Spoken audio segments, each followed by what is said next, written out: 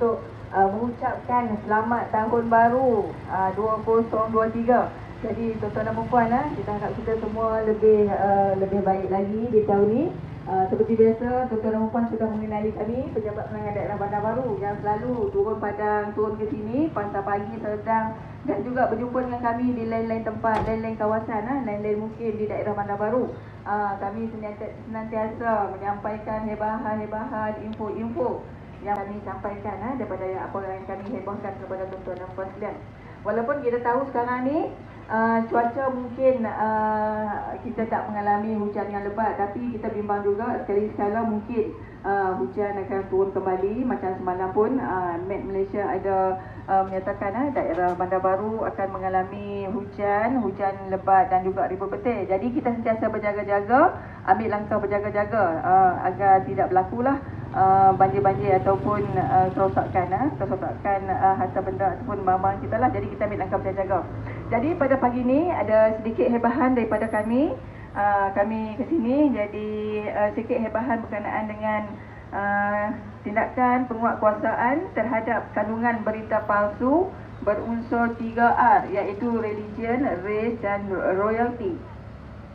Jadi tuan-tuan dan puan-puan sekalian, kerajaan hari ini amat memandang serius terhadap penyebaran kandungan berita berbau hasutan. Demi keharmonian sesama kaum, kerajaan akan mempertingkatkan penguatkuasaan terhadap kandungan sensitif berbau agama, institusi diraja dan juga bangsa.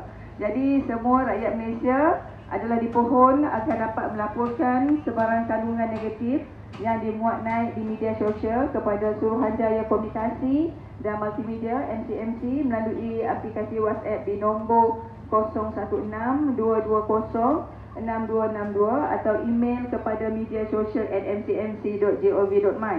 Jadi untuk keterangan lanjut, sila layari Facebook Suruhanjaya Komunikasi dan Multimedia Malaysia.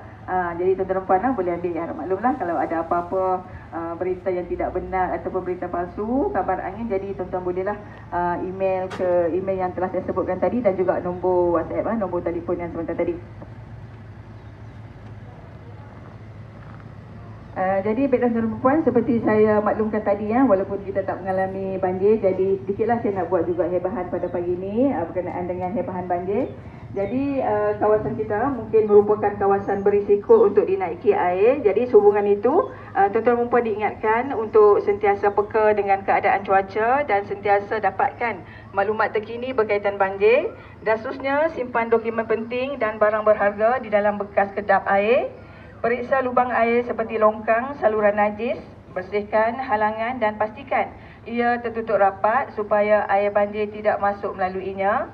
Seterusnya, pastikan lokasi pusat peminahan dan bantuan bencana terhampir dengan tuan-tuan dan puan serta patuh kepada arahan pihak berkuasa. Dan seterusnya, sediakan peralatan kecemasan dan rekod sejarah perubatan mereka yang berisiko tinggi. Jadi seterusnya, sediakan power bank untuk peralatan telekomunikasi sekiranya bekalan elektrik terputus. Dan akhir sekali, sentiasa pastikan anda serta ahli keluarga anda sentiasa berada dalam kesiapsiagaan serta menjaga keselamatan di sepanjang musim banjir ini. Jadi tuan-tuan bolehlah mengambil langkah berjaga-jaga jika berlaku hujan lebat yang mungkin risiko akan berlaku banjir ataupun banjir kilat.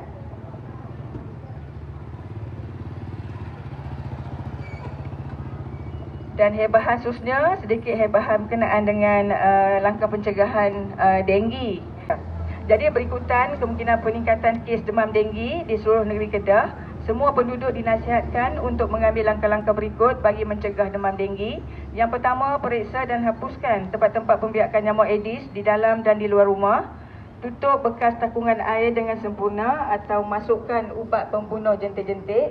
Dan seterusnya, pakai pakaian berlengan panjang dan berwarna cerah ketika di luar rumah, terutamanya kepada penuris getah bagi mengelak gigitan nyamuk Aedes. Seterusnya, sembur racun serangga atau aerosol di dalam rumah untuk membunuh nyamuk Aedes dewasa, terutamanya pada waktu senja. Sila beri kerjasama kepada pihak berkuasa kesihatan menjalankan aktiviti kawalan denggi di rumah anda. Dan seterusnya, bersama menyertai aktiviti gotong royong yang diadakan di kawasan kediaman anda. Dan yang terakhir sekali, dapatkan rawatan segera di klinik-klinik kesihatan berhampiran Sekiranya mengalami tanda-tanda demam denggi seperti demam panas yang mengejut, terdapat bintik-bintik merah pada kulit, sakit pada otot dan sendi, muntah dan sakit perut. Jadi sama-sama kita jaga kawasan percerian kita. Tiada Aedes, tiada denggi. Sekian, terima kasih. Pesanan ini daripada Jabatan Kesihatan Negeri Kedah dan disampaikan oleh Pejabat Penerangan Daerah Bandar Baru. Jadi rasanya itulah serba sedikit 3 hebahan ataupun info untuk makluman tuan-tuan dan puan-puan di sini. Jadi harap maklum. Jadi terima kasih. Sekian, terima kasih daripada kami Pejabat Penerangan Daerah Bandar Baru. Assalamualaikum dan salam sejahtera. Di sini ada sedikit makluman dengan hebahan tindakan penguasaan terhadap kandungan berita palsu dan berunsur 3R, religion, race dan royalty. Tuan-tuan dan puan-puan, kerajaan amat memandang serius terhadap penyebaran kandungan berbau hasutan. Demi keharmonian sesama kaum, kerajaan akan mempertingkatkan penguatkuasaan terhadap kandungan sensitif berbau agama, institusi diraja dan bangsa. Semua rakyat Malaysia adalah dipohon agar dapat melaporkan sebarang kandungan negatif yang dimuat naik di media sosial kepada Suruhanjaya Komunikasi dan Multimedia MCMC melalui aplikasi WhatsApp di nombor 016-220-6262 atau email kepada media sosial @mcmc.gov.my. Untuk keterangan lanjut, sila layari Facebook Suruhanjaya Komunikasi dan Multimedia. Sekian, terima kasih. Pesanan ini dibawakan khas oleh Jabatan Penerangan Malaysia.